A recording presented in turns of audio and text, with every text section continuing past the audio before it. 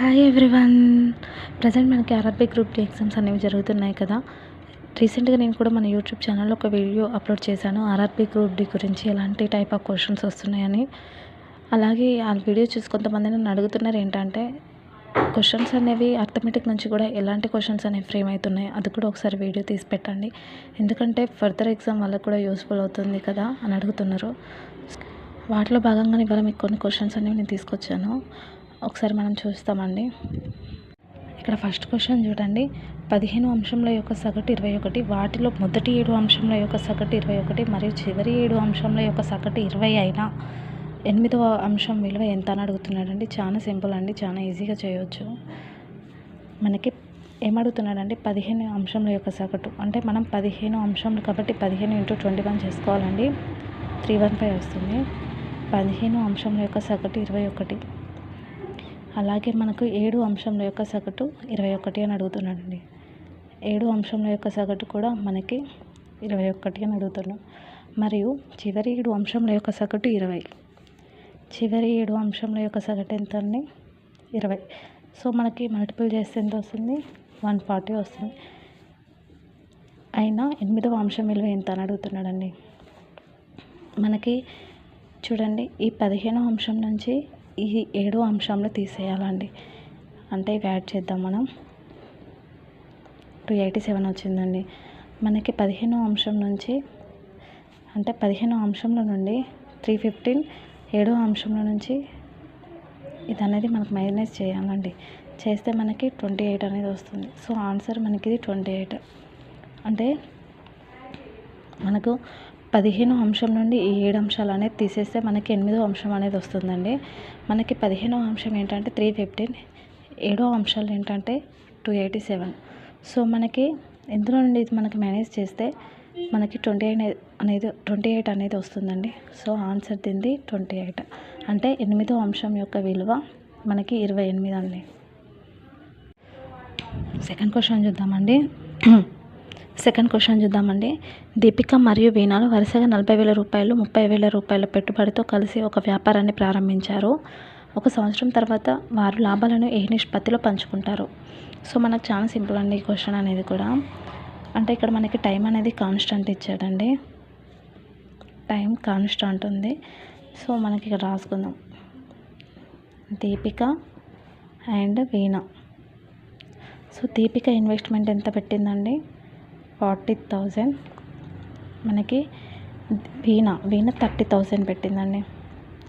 So time అనేది వారు ఇచ్చారు కాబట్టి, కాన్స్టెంట్ ఇచ్చారు కాబట్టి మనం రాయకున్నా పర్వాలేదండి. సో ఏం లేదండి, సింపుల్. మనకి ఈ 4 zeros క్యాన్సిల్ చేస్తే వీళ్ళ ప్రాఫిట్ అనేది వస్తుందండి. ప్రాఫిట్ అనేది 4:3. సో వీరు 1 సంవత్సరం తర్వాత వారు అంటే దీపిక మరియు వీణాలు కలిసి 4:3 నిష్పత్తిలో వారు వాళ్ళ లాభాల వాటాలను పంచుకుంటారండి. సో మనకు ఆన్సర్ అనేది సెకండ్ క్వశ్చన్ది 4:3 అనేది అవుతుందండి. థర్డ్ క్వశ్చన్ చూద్దామండి. రామకృష్ణ ఒక స్కూటర్ను 17,000 రూపాయలకు కొనను. తర్వాత పెట్రోల్ ధరలు బాగా పెరగడం వలన దానిని 15% నష్టానికి అమ్మాను. అయినా అమ్మిన వెల ఎంత? అతని అమ్మిన వెల ఎంత అని అడుగుతున్నాడండి. సో రామకృష్ణ అంటే మనకి ఒక స్కూటర్ని 17,000కి కొన్నాడంట అండి. అంటే ఇది మనకి 100% అనుకుందామండి. దానిని 15% నష్టానికి అమ్మిండంట అండి. అంటే ఇది మనం 100% అనుకుంటే అందులో నుంచి 15% నష్టం కదండి. నష్టం అంటే మైనస్ చేయాలి అండి. నష్టం అంటే 100% మైనస్ 15% మనకు మైనస్ చేస్తే రిమైనింగ్ 85% వస్తుందండి. సో మనకి 85% వాల్యూ మనం కనుక్కోవాలి. అంటే 85% అనేది మనం కనుక్కుంటే మనకి ఇక్కడ ఇతని అమ్మిన వెల ఎంత అనేది వస్తుందండి. సో మనకి ఇక్కడ క్రాస్ మల్టిప్లికేషన్ చేయాలండి. 85 × 17,000 డివైడెడ్ బై 100. 2 zeros క్యాన్సిల్ అండి. అంటే 85 × 170 అంటే మనకి ఆన్సర్ అనేది 14,450 ఆన్సర్ వస్తుందండి. ఆప్షన్స్లో ఎక్కడ ఉంది? 14,450, 4th ఆప్షన్ అండి.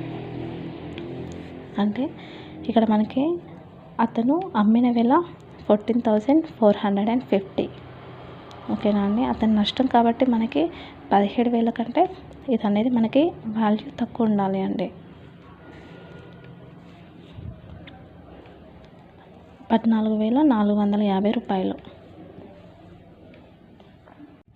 ఫోర్త్ క్వశ్చన్ చూద్దామండి. 2 సంఖ్యలు వరుసగా 3 సంఖ్య కంటే 20% మరియు 50% ఎక్కువ అయితే రెండవ సంఖ్య మొదటి సంఖ్యలో ఎంత అని అడుగుతున్నాడండి. సో మనకి ఇక్కడ మూడవ సంఖ్య అని అంటున్నాడు కాబట్టి ఇక్కడ మనకి వరుసగా 3 సంఖ్యలు ఉన్నాయండి.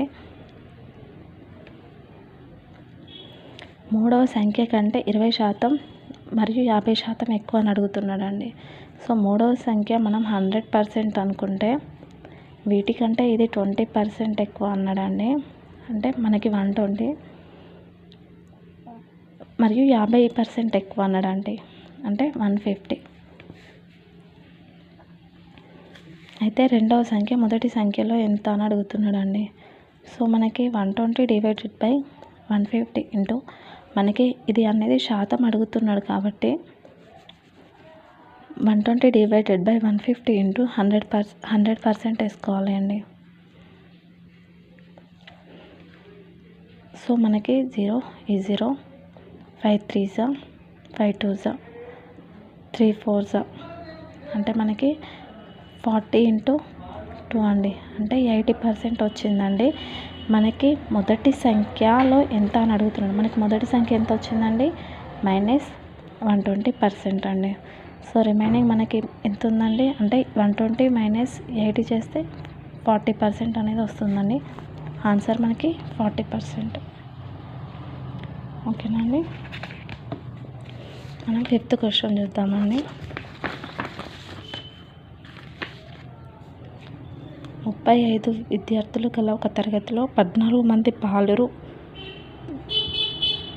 తరగతిలో బాలుర శాతం ఎంత అని అడుగుతున్నాడండి.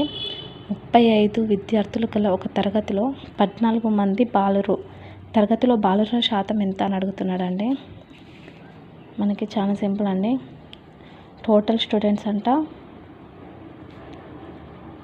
స్టూడెంట్స్ మనకి ఇక్కడ 35 మెంబర్స్ ఉన్నారండి. 35 మెంబర్స్ ఉన్నారు. ఇందులో బాయ్స్ అండ్ గర్ల్స్ ఉన్నారండి. బాయ్స్ ఎంత మనకి 14, గర్ల్స్ అనేది మనకి 21 అండి. అంటే 35లో 14 మెంబర్స్ బాయ్స్ ఉన్నారన్నాడు. అంటే రిమైనింగ్ అనేది మనకి 21 గర్ల్స్ కదండి, గర్ల్స్.